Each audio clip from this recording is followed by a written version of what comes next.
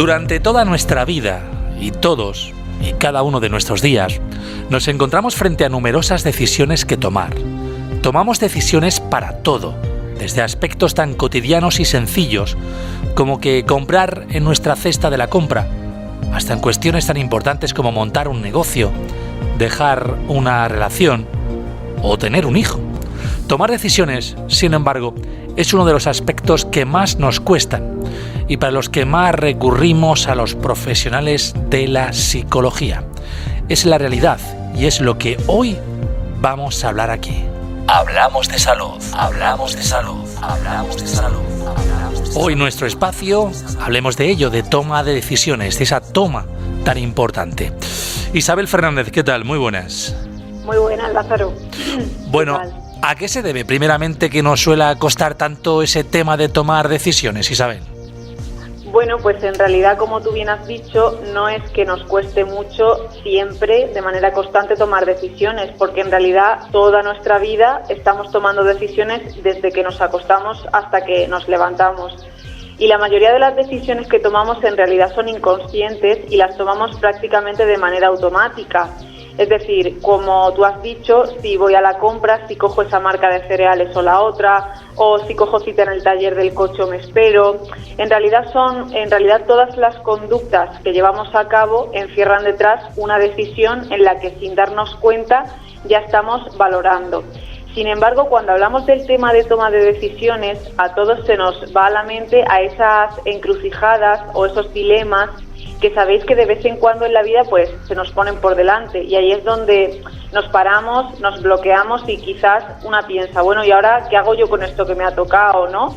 Y ahí es donde decimos que tomar decisiones es una de las fuentes de ansiedad, de rumiación, bloqueos e inseguridades más grande que sentimos y que, por supuesto, en las consultas de psicología más nos traen los pacientes.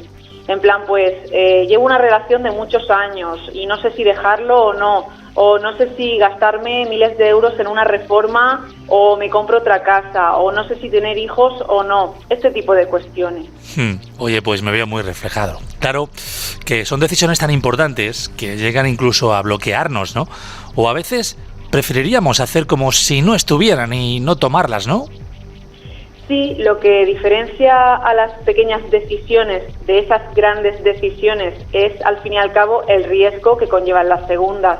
El riesgo que percibimos de todo lo que podemos perder si nos equivocamos o si finalmente no escogemos la decisión correcta, por así decirlo. Y luego tenemos que asumir las consecuencias.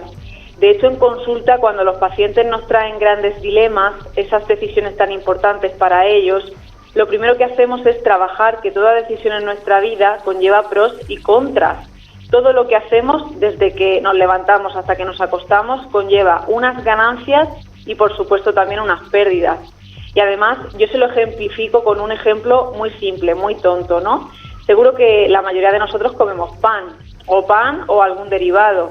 Pues hasta el mero hecho de comprar esa barra de pan diaria ya es en sí mismo una decisión. Y el paciente se queda en plan, pero ¿cómo va a ser eso una decisión, no? Y sí que lo es, porque yo puedo elegir entre comprarla o no hacerlo. Otra cosa es que yo esto ya lo tenga automatizado y lo haga casi por defecto, pero siempre puedo decidir no hacerlo. Pero cuando decido hacerlo o lo hago automáticamente, tengo unos pros, que son que tengo pan para comer, pero también tengo unos contras, que es que me tengo que gastar ese dinero, esos 80-90 céntimos o lo que cueste mi barra de pan, para tener ese beneficio de comer pan. Con lo que a su vez también me cuesta pues obtener ese dinero para mí. Fijaos con qué ejemplo más tonto hemos mostrado que todo en la vida, todo lo que hacemos conlleva pros y contras, y que por tanto asumir eso es el primer paso o lo más básico para tomar decisiones conscientes. Tomar decisiones conscientes. Porque claro, las decisiones incluso que no tomamos también nos pueden perjudicar. Exactamente, es que las decisiones que no tomamos ya son decisiones. Es decir, cuando a mí se me presenta cualquier situación en la vida o cualquier circunstancia, yo puedo elegir hacer algo ante eso o quedarme como estoy.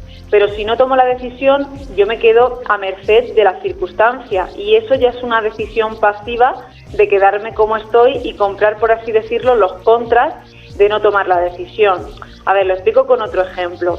Esto, por ejemplo, me lo encuentro mucho en consulta cuando una persona viene encontrándose mal, porque a lo mejor no se encuentra bien en su empleo, porque lo está pasando mal por un clima laboral tóxico, o porque los compañeros que tienen no son muy compañeros, ¿no? O porque el jefe no se porta bien, o lo que sea.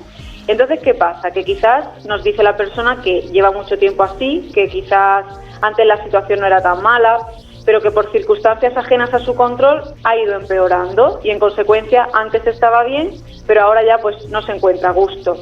Entonces es frecuente encontrarnos con que la persona en un inicio pues quiere evitar tomar esa decisión, suele esperar a que las circunstancias cambien y vuelvan al punto en el que estaban cuando esa persona se encontraba a gusto.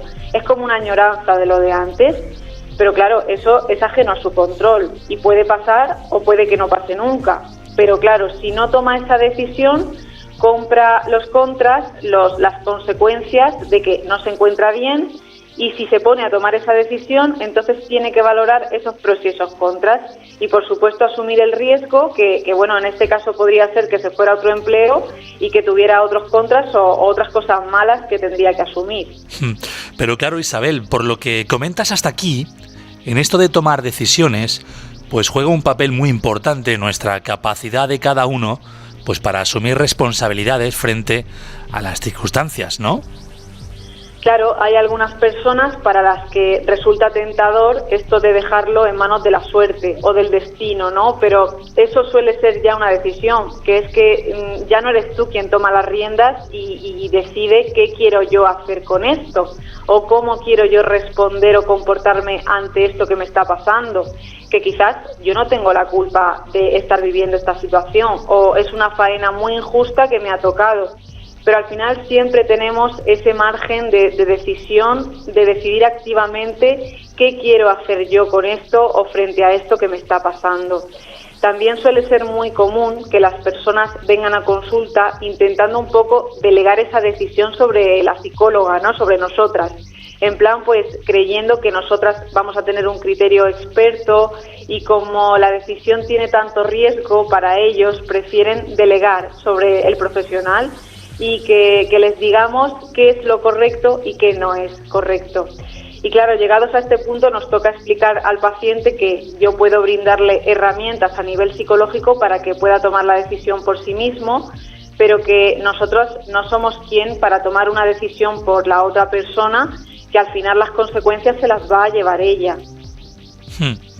Curioso todo esto que estamos hablando, pero claro, porque muchas veces también buscamos el consejo de otros a la hora de tomar decisiones. Y eso puede llevarnos después a sentirnos quizás frustrados si nos equivocamos. Claro, tenemos que partir que en muchos dilemas ante los que tenemos que decidir no hay nada escrito, certero, que nos diga qué va a ser lo correcto y qué va a ser lo incorrecto, sino que eso variará en función de cada persona, de cada circunstancia y de cada momento vital. Y también, por supuesto, de los valores y de las prioridades que tengamos cada uno en nuestra vida. Entonces, cuando yo delego en la otra persona mi decisión o le pido un consejo, al final estoy asumiendo unos contras o unos riesgos en función del criterio de la otra persona, de lo que la otra persona cree que es mejor o en función de sus creencias o de su manera de pensar o de su criterio. Lo que ocurre en realidad es que, bueno, cuando a menudo alguien nos pide consejo, esperando que le digamos qué haríamos nosotros, lo que busca en realidad es evitar enfrentarse a su propia inseguridad o a la probabilidad de equivocarse, porque equivocarnos supone vernos frente a nuestros propios errores y la realidad de que nos equivocamos. Y eso para algunas personas, sobre todo si no se han trabajado la autoestima o el ego, puede ser incluso intolerable. Hay un libro que está escrito por Pedro Jara y una ilustradora de Murcia, que es Ana Belén, que en Instagram tiene una cuenta que a mí me gusta muchísimo, se llama Domcov, con doble M y doble B, que escribieron este verano un libro sobre este tema que se llama ¿Quién decide por ti cuando decides tú? Que, bueno, ellos lo hacen en tono sarcástico y haciendo un poco de humor negro y se ríe un poco de estas cosas. Y hay una ilustración que es de mis favoritas, que salen dos personas y una le dice a la otra: oye, ¿te importaría tomar tú la decisión por mí? Y así cuando tú te equivoques te puedo echar a ti la culpa y así no tengo que culparme yo del error. Y realmente es eso, preferimos muchas veces fiarnos del criterio externo de otras personas para tomar una decisión que es personal, antes de afrontar esa posibilidad que siempre está de equivocarnos y vernos frente a esa realidad que es que somos humanos y cometemos errores. Y bueno, al contrario, también está el perfil de persona que está tan falsamente segura de sus creencias que se atreve a dar consejos a los demás pensando que sus creencias son la verdad absoluta y que por tanto, pues dando un consejo le hará un bien a otra persona. Y esto, bueno, aparte de ser un error, es que también priva a la otra parte, al que recibe ese consejo, de desarrollar las herramientas para tomar sus propias decisiones en función de un criterio propio y de sus preferencias, claro está. Bueno, en cualquier caso, por lo que comentas, disponer de una buena autoconfianza y seguridad personal son claves a la hora de tomar decisiones y no dejar las cosas importantes pues en manos del azar o, como hemos dicho antes, del destino. ¿Está bien así formulada?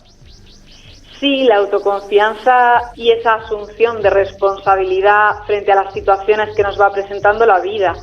Muchas veces cuando vienen los pacientes con este problema de la toma de decisiones o de la dificultad para tomar decisiones, vemos que llegan incluso al punto que sufren lo que llamamos parálisis por análisis, que es que han pasado mucho tiempo rumiando sobre una decisión, pensando sobre ello, dándole vueltas y más vueltas a todas las opciones, y llega un punto en que, como no se han atrevido a asumir riesgos ni incertidumbres, no han dado ningún paso, no han hecho nada para salir de donde están, y entonces se agotan de tanto pensar. Entonces no se encuentran bien, pero se quedan paralizados, no hacen nada, rumian mucho, es decir, se paralizan mucho de tanto sobreanalizar la situación. Por eso yo siempre les digo que, vamos a darle solamente una vuelta más al tema y en lugar de tanto rumiar, vamos a coger un folio blanco, vamos lo primero a aceptar que toda decisión lleva un riesgo y puede llevar consecuencias, por lo que vamos a escoger no la opción que vaya a riesgo cero, porque eso no existe, por algo es una decisión, ¿no?, sino aquella decisión que tenga más pros que contras para esa persona. Entonces cogemos ese folio, lo dividimos en pros y contras y lo vamos poniendo por escrito.